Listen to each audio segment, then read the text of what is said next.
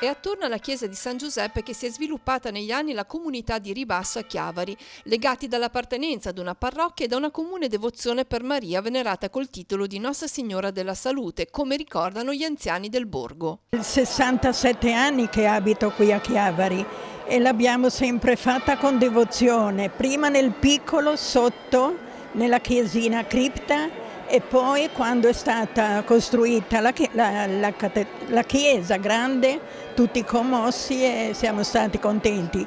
E il nostro rione si è ingrandito di nuove case, di nuove opere, perché prima era una frazione minima. Attorno al campanile di Ri negli anni è nato anche un comitato per i festeggiamenti civili che si svolgono sulla piazza antistante. Quest'anno l'allerta meteo arancione rischiava di penalizzare gli organizzatori che, annullata la festa, hanno avuto un'idea. Ci è venuta l'idea di fare una sorta di tam tam sui gruppi, sui social, per strada, chi si vedeva si diceva.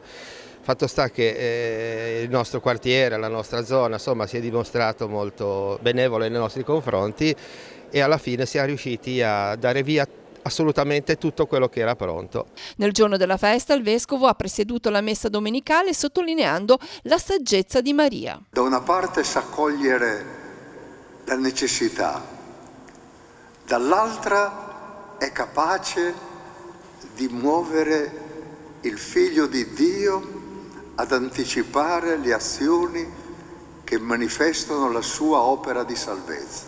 Per Don Stefano Giupponi, che si appresta a lasciare la comunità di Ri per intraprendere un nuovo cammino pastorale a Moneglia, è stata l'occasione per salutare molti parrocchiani, rinnovando legami di amicizia che resterà anche dopo il trasferimento. È un momento anche